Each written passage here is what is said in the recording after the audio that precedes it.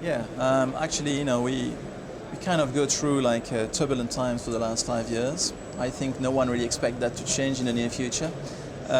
So we can rank those challenge in three classes. The first area was certainly like the market dash regulation aspect. So initially a few years ago, if you remember, we've been through that big change in the equities market space with Reg NMS and MiFID.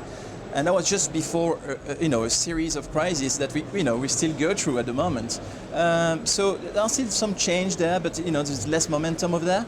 But we currently face, stronger change over other asset classes, mostly to address the issue about OTC trading and ensuring that we keep the systemic risk low. The second area of challenge is coming from within the market players themselves. I would say devil is in the house. Actually, I think we've been through an impressive series of high-profile failover and failures. So it did really encompass all aspects of the trading infrastructure. It's just like weak control, like poor risk monitoring, not enough testing. And if you combine that with like the downturn and regulation like Basel III, you understand that even big organizations need to make some drastic decisions nowadays. The last one, in terms of like challenge, is coming from the investors themselves. As you can imagine, you, me, your grandmother, your parents, we've been hit, by those last 5 years, and returns, if any, have been poor. So, what investors want is to get a chance to get higher return. So what they want is they want to be able to tap into better performing developing markets, for instance. They also want to diversify into other asset classes. So overall, the challenges are coming from regulators, they are coming from the investors in terms of requirement, and they are coming from the players themselves. In order to avoid like a fatal failure, but also to be better positioned in order to tackle new opportunities.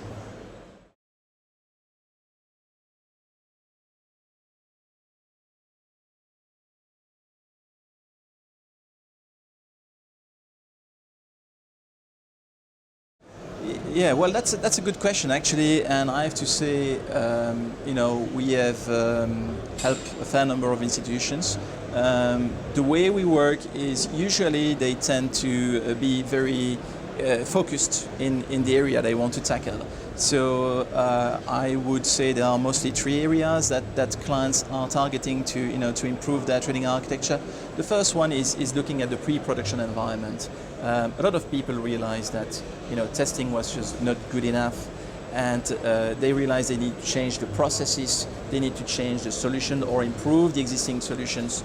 It has to be more intrusive. Otherwise, you continue to undermine the impact of poor testing.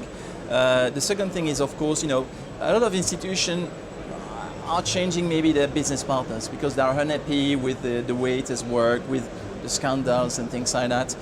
So if you want to keep them, you'd better improve, and increase the services you provide to your customer. And you need to prove them that, you manage data in the right way. So this is pretty important. The second area would be like risk management. Obviously, it's like a hot topic on everyone's desk. I think everyone realizes that, you need to have the flexibility to adapt your risk framework to the changing business environment. And this is really critical. The last point is really the production dash, operational environment. And in that respect, there is a strong need for smarter monitoring.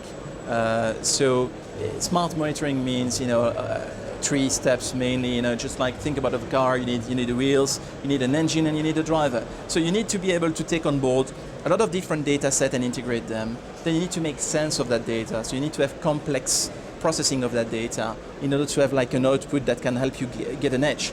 That's not enough. You get that output, but what do you do with it? So you need to have like flexible way to push that output to the right people to sort the issue in a timely manner. And sorting an issue in a timely manner means millions of reduction of losses in a bad situation. And I think companies in the US last summer, without quoting them, they lost like $500 million in literally 45 minutes. So it's 10 million a minute. So it can really, make big savings. Then you need to keep in mind that you continuously need to add more connectivity. And there's one underlying issue, it's costs. I mean, the environment is what it is, so people really pay attention a lot to cost. So what it means in that context is that they really look at the whole framework and they look at the industry standard, and both really kind of make sense. If you need to keep costs down, you can leverage industry standard. That really makes sense, especially if it's widely used, just like the fixed protocol. It's widely used, it's widely adopted. It means that if you add more destinations to that, it will reduce your overall cost because you have the technology. It's just like a question of adding some extra connections there. Fix is managed by the industry body, so they're pretty reactive, and they are added by most initiative when it comes to being the de facto additional connectivity mean. Right.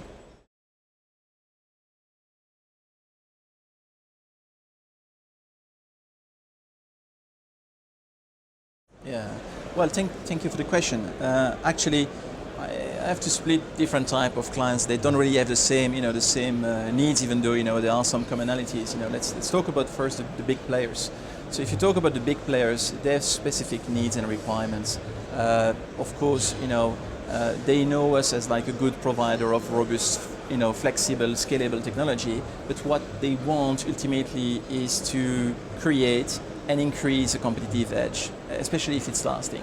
So they have in mind what are the specificities of their business. So they really need to have low latency solution. They need to have high availability, to serve their client base. But they also need some specific things that are designed especially for them. And when I say for them is people operating multi-site global environments. So they need very system designed to optimally manage remotely runtime environment that includes locally deployed environment, co-located environment, environment that includes our family of technology plus other technologies, whether it's built in-house by the organization or other organization. And in order to get an edge, they need to have very intrusive test solution to test until the back office process to ensure that they can take additional flow. Even if they need to take on board new class of clients, just like hedge funds, they need to ensure that they have the capability to take the load. Other things that are pretty important to them is like the smart monitoring of the architecture. This is really important and paramount, especially if you can do that across different solutions. The fact of being inclusive, so having the ability to put on board additional solutions makes it really effective at the level of costs, because whatever coding that you add in terms of services to the infrastructure will service a larger subset. That allows you to gain an edge. That allows you to be unique and provide better things. So this is about big organization. What we've seen lately is a higher trend, an increase in interest and demand from smaller firms, so tier 2 and tier 3 firms. They come from a different angle. What I want is complement the existing architecture or completely replace the existing trading platform provider. There are reasons for that, and the reasons are mostly intrinsically that they have the same flexibility requirements than their tier 1 counterparts. The only difference is the scale.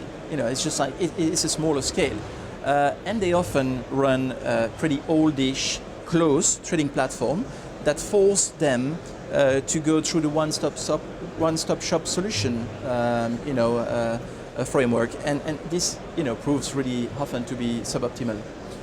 It's really rigid, and if on top of that you add the fact that they cannot come up with a decent cycle to come with new software, then you create like a huge stress on operation, and you can say goodbye to opportunities. You can't do anything.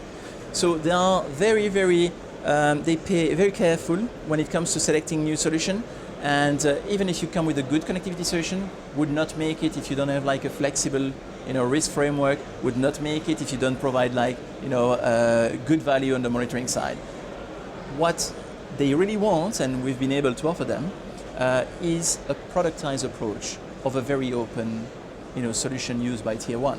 So we offer them a range of rich GUI that allows them to manage all aspects of the framework. So it's like configuration, testing, risk management, monitoring. That means they can operate their architecture with a limited IT staff, which is what they are worried about, because they need better infrastructure, but they don't want to increase the cost of the IT department as well.